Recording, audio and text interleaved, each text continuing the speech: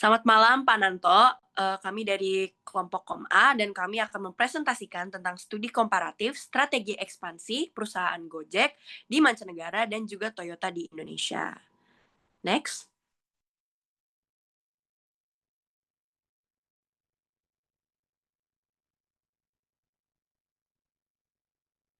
Kelompok kami terdiri atas saya Mardisha Anjani, kemudian Geni Istihar Putri, Intan Rahmawati, Naisha Aryasta Dwi Jasmine, dan juga Via Monika.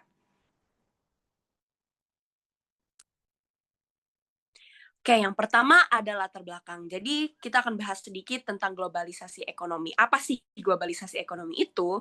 Globalisasi ekonomi adalah fenomena di mana batas negara menjadi kabur, memungkinkan pelaku ekonomi dari seluruh dunia untuk mengembangkan pasar bisnis di negara-negara lain. Dan ini menurut ahli Zaroni 2015. Jadi, fenomena globalisasi ekonomi ini memungkinkan semua pelaku ekonomi, mau itu pedagang atau investor dari seluruh dunia, untuk istilahnya tuh saling cross the border atau saling melintasi batasan-batasan dunia dan saling terlibat di aktivitas ekonomi di satu negara dan juga negara yang lainnya. Kemudian, Gojek dan Toyota ini melakukan sebuah ekspansi atau perluasan guna untuk bersaing secara global dan memanfaatkan peluang yang ada di luar negeri. Jadi mereka tujuannya adalah pasti untuk mendapatkan untung dan juga customer yang sebesar-besarnya gitu. Karena kalau misalnya mereka sudah untung di negara asal, pastinya mereka juga mau coba lagi ekspansi di luar negeri. Makin naik ekonominya, semakin baik. Kemudian perusahaan Gojek dan Toyota ini merupakan dua perusahaan mancanegara atau multinational company, yang satu dari Indonesia dan yang satu dari Jepang. Jadi sedikit tentang Gojek. Gojek ini merupakan sebuah startup lokal di Indonesia yang berhasil ekspansi ke luar negeri. Gojek merupakan sebuah aplikasi yang menyediakan layanan ojek online dan juga layanan antar jemput lainnya. Contohnya ada GoSend, ada juga GoBox, GoMart, dan juga lain-lain. Nah, Gojek ini ditemukan oleh Nadiem Makarim dan mulai beroperasi di sekitar tahun awal 2010-an dengan jumlah 20 Gojek dan juga call center. Jadi dulu tuh belum menggunakan aplikasi. Mereka baru meluncurkan aplikasi di tahun 2015. Kemudian di beberapa tahun terakhir ini mereka sudah ekspansi ke beberapa negara seperti Vietnam dan juga Thailand. Kemudian Toyota merupakan perusahaan otomotif global yang ekspansi ke berbagai negara sejak 1950-an. Toyota ini merupakan perusahaan dari Jepang yang sudah ada semenjak sekitar tahun 1930-an, dan memang mereka ini awalnya perusahaan otomotif yang berfokus di mobil saja. Namun, karena semakin berkembangnya waktu dan juga mereka semakin canggih, Toyota ini juga mulai ekspansi ke berbagai negara dan gak hanya di Jepang saja. Dan mereka juga fokusnya bukan hanya mobil, tapi juga ada engine. Dan sekarang mereka mengeluarkan yang namanya hybrid electronical vehicle. Jadi itu sebuah kendaraan yang bisa memakan gas dan juga memakan listrik. Nah, Toyota ini ekspansi di berbagai negara termasuk di Indonesia. Oke, next. Tujuan penelitian yang kami buat ini berdasarkan latar belakang di atas adalah pertama, menganalisis strategi Gojek sebagai perusahaan Indonesia untuk melakukan ekspansi di pasar luar negeri, khususnya di Asia Tenggara, dan mengetahui penerapan praktik manajemen dalam lingkungan bisnis global yang dilakukan oleh Gojek. Kedua, menganalisis strategi Toyota sebagai perusahaan otomotif raksasa yang berasal dari Jepang melakukan ekspansi di pasar Indonesia dan apa penerapan praktik manajemen dalam lingkungan bisnis global yang dilakukan oleh Toyota. Dan ketiga, untuk membandingkan strategi ekspansif yang diterapkan oleh Gojek dan Toyota untuk mencapai keunggulan kompetitif di pasar lokal dan global. Selanjutnya, manfaat. Penelitian ini memberikan manfaat sebagai berikut. Yang pertama adalah perusahaan global seringkali menyediakan pelatihan dan mengembangkan keterampilan bagi tenaga kerja lokal. Yang kedua, dengan menganalisis strategi sukses Gojek dan Toyota, penelitian ini memberikan wawasan tentang pentingnya penyesuaian produk dan layanan yang sesuai dengan kebutuhan konsumen lokal. Lalu yang ketiga, penelitian ini juga mengeksplorasi dampak sosial dari pengembangan bisnis, termasuk penciptaan lapangan kerja dan dampak terhadap komunitas lokal, serta resiko yang mungkin muncul akibat globalisasi. Dengan demikian, globalisasi memberikan banyak peluang bagi pertumbuhan ekonomi dan pengembangan industri di Indonesia. Konsep dan teori. Yang pertama, bahas konsep. Strategi dalam manajemen, model strategi. Strategi yang digunakan yaitu strategi linear dan strategi adaptif. Wijayanti tahun 2012. Strategi ini digunakan oleh pemimpin perusahaan di mana mereka merencanakan bagaimana cara mereka untuk menghadapi pesaing demi mencapai tujuan organisasinya. Yang kedua, ada strategi adaptif. Sebuah strategi di mana manajer merencanakan bagaimana untuk menghadapi perubahan atas keinginan konsumen atau pasar. Yang kedua, konsep praktik manajemen dalam lingkungan global. Perspektif dan lingkungan bisnis global polisentris. Polisentris merupakan pendekatan atau pandangan yang menghormati dan menghargai adanya banyak kekuasaan atau nilai dalam sistem global. Pendekatan polisentris ini melibatkan pengakuan budaya dan praktik bisnis yang unik. Biasanya, perusahaan mengadopsi strategi dan praktik bisnis sesuai dengan kebutuhan dan preferensi lokal di pasar internasional. Yang kedua, manajemen dalam lingkungan global, kebutuhan modal. Yang pertama, joint venture. Joint venture, usaha patungan, merupakan kerjasama antara dua perusahaan atau lebih. Sumber kebutuhan modalnya berasal dari kontribusi finansial beberapa pihak terlibat untuk mendanai operasi bisnis bersama. Yang kedua, perusahaan anak luar negeri. Perusahaan anak luar negeri ini merupakan perusahaan yang didirikan oleh beberapa perusahaan multinasional di luar negara asal. Oke. Yang pertama ada teori dari perusahaan Toyota. Jadi di sini kami menggunakan 3 teori. Yang pertama ada teori diferensiasi yang dicetuskan oleh Kotler 2009. Strategi diferensiasi produk adalah pendekatan yang bertujuan untuk menciptakan inovasi dalam mengembangkan keunikan produk yang tidak hanya menarik, tetapi juga memberikan kenyamanan dan keamanan. Selanjutnya ada teori diversifikasi produk oleh Fandi Ciptono 2015. Suatu upaya mencari dan mengembangkan produk atau pasar baru, atau keduanya dalam rangka mengejar pertumbuhan, peningkatan penjualan, profitabilitas, dan fleksibilitas. Kemudian yang ketiga ada teori customer orientation yang dicetus oleh Widelska dan Krot pada tahun 2021, yang menyatakan bahwa orientasi pelanggan merujuk kepada hubungan yang terjalin antara perhatian perusahaan terhadap kebutuhan pelanggan dengan tingkat inovasi yang dimiliki. Next. Oke, selanjutnya ada teori yang kami gunakan untuk perusahaan Gojek. Yaitu yang pertama sama dengan Toyota, yaitu teori diversifikasi produk, yang merupakan suatu upaya mencari atau mengembangkan produk atau pasar yang baru dalam rangka mengejar pertumbuhan, peningkatan penjualan, profitabilitas, dan fleksibilitas. Kemudian ada teori strategi inovasi yang dicetus oleh Ismail Nawawi tahun 2012. Strategi inovasi melibatkan terciptanya pertumbuhan baru, penerapan teknologi terbaru, pengenalan layanan terbaru, penerapan metode yang kreatif, serta perubahan mendasar dalam model bisnis yang dapat menciptakan sebuah nilai baru yang substansial bagi konsumen dan pelanggan. Kemudian ada sama teori customer orientation yang menyatakan bahwa orientasi pelanggan merujuk pada hubungan yang terjalin antara perhatian perusahaan terhadap kebutuhan pelanggan. Next. Dari hasil analisis yang telah kami lakukan, kami mendapati bahwa tapi sebelum melangkah lebih jauh, saya ingin memaparkan terlebih dahulu terkait 3 strategi yang biasa dilakukan oleh korporasi otomotif Jepang, termasuk juga Toyota, dalam melawan persaingan produk non-Jepang menurut Yoshimatsu dalam jurnalnya yang berjudul The State, MNCs and the Car Industry in ASEAN, dikutip dari jurnal ASPIN tahun 2017. Pertama, penciptaan ASEAN Car yang dilakukan untuk menekan biaya produksi sehingga bisa bersaing dengan produk dari produsen seperti Korea dan Amerika Serikat.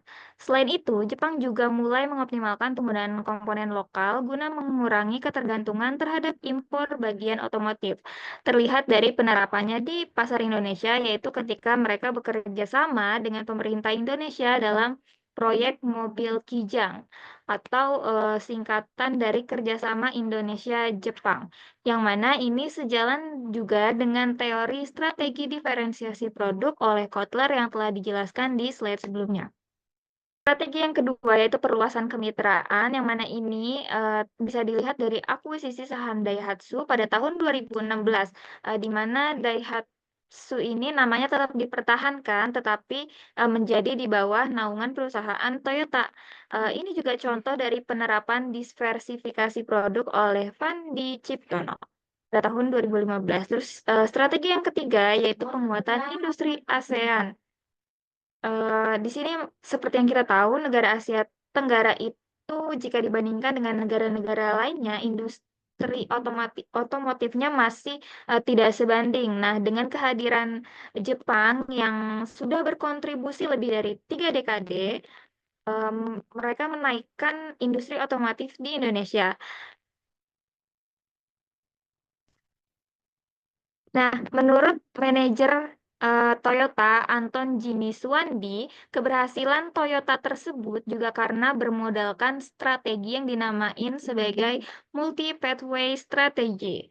Jadi ini adalah strategi yang dirancang untuk bisa memenuhi kebutuhan sesuai yang masyarakat butuhkan. Kemudian dari penjabaran ini, Toyota tuh masuk ke strategi apa sih? Masuk ke strategi linear. Jadi, strategi linear ini adalah strategi yang berfokus pada perencanaan untuk menghadapi persaingan dalam mencapai tujuan organisasi.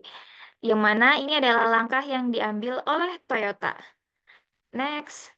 Selanjutnya, berdasarkan pemaparan di slide sebelumnya juga, diketahui perspektif dan lingkungan bisnis global Toyota, yaitu pendekatan yang dilakukan merupakan polisentris, yang mana ini bisa dilihat dari upaya Toyota memperluas dominasi pasarnya di Indonesia. Salah satunya adalah melalui kemitraan dan kerjasama dengan pemerintah dalam membuat mobil Kijang tadi.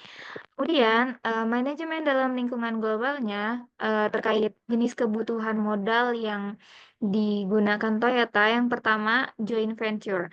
Toyota mengadopsi pendekatan ini atau nama lainnya adalah usaha patungan dalam strategi ekspansi globalnya, yaitu melalui pembentukan perusahaan dengan PT Astra dalam membuat mobilitas digital Indonesia atau disingkat MDI.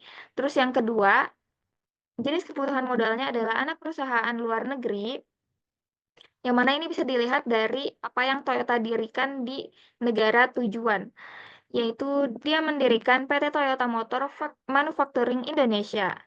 Next. Selanjutnya kita akan beralih ke pembahasan analisis Gojek terkait strateginya untuk mengekspansi di wilayah Asia Tenggara. Jadi terkait perusahaan Gojek yang telah dipaparkan, Gojek ini setelah berkembang di Indonesia mulai melakukan ekspansi di negara pertama kali yaitu di negara Vietnam pada tahun 2018, dilanjut dengan Thailand dan Singapura, yang dimana daerah-daerah ini negara-negara ini merupakan negara di Asia Tenggara. Jadi alasan Gojek untuk berekspansi ke wilayah negara-negara ini ada karena adanya kekuatan teknologi dan potensi pasar regional yang kuat terkait perkembangan dari perusahaan Gojek. Nah, selanjutnya ada strategi yang dilakukan Gojek untuk ekspansi. Yang pertama adalah adaptasi dan penyesuaian. Jadi Gojek ini melakukan adaptasi dengan menyesuaikan layanannya dengan merubah nama perusahaan mereka di setiap wilayah negara. Misalkan kalau di Indonesia itu namanya adalah Gojek. Kalau di Vietnam namanya GoViet dan kalau Thailand itu namanya Get gitu. Terus jadi dari adaptasi yang dilakukan oleh Gojek ini mengimplementasikan bahwa Gojek menerapkan teori orientasi pelanggan yang mana menciptakan produk dengan memahami kebutuhan konsumen lokal gitu. Yang tujuannya untuk penerimaan penerimaan pelanggan. Selanjutnya ada strategi kolaborasi dan inovasi. Jadi Gojek ini bekerja sama dengan tim manajemen lokal yang mana pastinya manajemen lokal ini memiliki wawasan yang mendalam terkait pasarnya masing-masing gitu. Dari strategi kolaborasi ini, Gojek mengimplementasikan teori strategi inovasi dengan berfokus pada metode kreatif, yang mana metode kreatif yang dihadirkan Gojek adalah menawarkan solusi berbasis teknologi yang ini membuat peningkatan taraf hidup masyarakat di pasar tersebut semakin meningkat dan juga penghasilan meningkat. Terus strategi yang terakhir adalah peluncuran bertahap. Jadi untuk Gojek di Thailand atau Get itu melakukan kayak trial gitu, trial kepada beberapa pihak seperti pemerintah, mitra pengemudi, dan konsumen. Juga mereka melakukan konsultasi kepada pihak-pihak tersebut. Gitu. Kalau untuk GoViet, mereka melakukan trial juga dalam fase beta testing untuk pihak pengemudi dan konsumen, di mana mereka ini nanti setelah trial akan memberikan masukan pada layanan GoViet gitu. Terus kalau pada GoViet juga melakukan peluncuran di tahap awalnya, yaitu fokus di dua layanan utama, yaitu ride hailing dan logistik gitu. Selanjutnya adalah memperkenalkan layanan pengantaran makanan. Gitu. Next.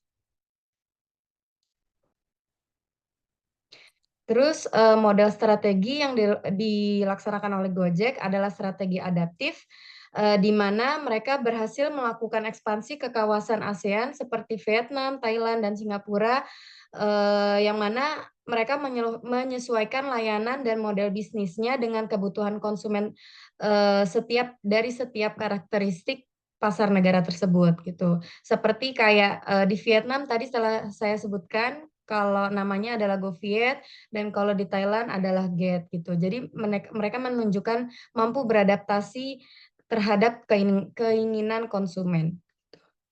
Next. Oke, selanjutnya ada perspektif global dan lingkungan bisnis global pada Gojek, yaitu adalah polisentris, di mana dari polisentris ini Gojek menyesuaikan layanan untuk pasar lokalnya seperti di Vietnam, Thailand, dan Singapura, yang mana ini kembali lagi merubah namanya menjadi seperti GoViet dan Get gitu. Terus untuk manajemen dalam lingkungan globalnya, mereka termasuk ke dalam kebutuhan modal, di mana kebutuhan modalnya adalah perusahaan anak luar negeri yang mereka tadi memiliki perusahaan anak di Vietnam, Thailand, dan Singapura, dan mereka menggelontorkan 500 juta dolar AS untuk melakukan untuk ekspansi modal dari ekspansi mereka ini. Terus yang kedua ada joint venture, di mana mereka bekerja sama dengan mitra Google Cloud untuk mendukung fase pertumbuhan mereka di Asia Tenggara, terutama di bagian informasi-informasinya. Next. Dari kesimpulan ini, analisis ekspansi Toyota di Indonesia dan Gojek di Asia Tenggara menunjukkan kedekatan yang berbeda, namun efektif dalam menghadapi tantangan pasar global. Toyota telah mengadopsi strategi linear dan polisentris dalam ekspansinya di Indonesia, dengan memanfaatkan pertumbuhan ekonomi yang stabil, jumlah penduduk yang besar, dan kualitas sumber daya manusia yang tinggi. Toyota berhasil membangun kemitraan yang kuat dengan pemerintah Indonesia. Dari sisi lain, Gojek menerapkan strategi adaptif yang berfokus pada penyesuaian layanan dengan kebutuhan pasar lokal di negara-negara Asia. Gojek menunjukkan kemampuan untuk beradaptasi dengan budaya dan preferensi konsumen setempat. Pendekatan kolaboratif dan peluncuran bertahap juga menjadi kunci keberhasilan Gojek dalam memperluas jangkauan di luar Indonesia. Kedua, perusahaan meskipun beroperasi di sektor yang berbeda menunjukkan pentingnya adaptasi dan kolaborasi dalam strategi ekspansi global. Toyota dengan pendekatan yang lebih terstruktur dan berorientasi pada kemitraan jangka panjang, sementara Gojek lebih fleksibel dan responsif terhadap dinamika pasar lokal. Secara keseluruhan, analisis ini menyoroti bahwa keberhasilan dalam ekspansi internasional tidak hanya bergantung pada kekuatan produk, tetapi juga pada kemampuan perusahaan untuk beradaptasi dengan lingkungan yang beragam dan membangun hubungan yang kuat dengan pemangku kepentingan lokal. Oke, selanjutnya kita menghadirkan saran untuk perusahaan Toyota dan Gojek untuk kedepannya ini. Untuk perusahaan Toyota, kita menawarkan saran berupa kolaborasi pemasok lokal, seperti meningkatkan efektivitas produksi melalui dukungan kebijakan pemerintah.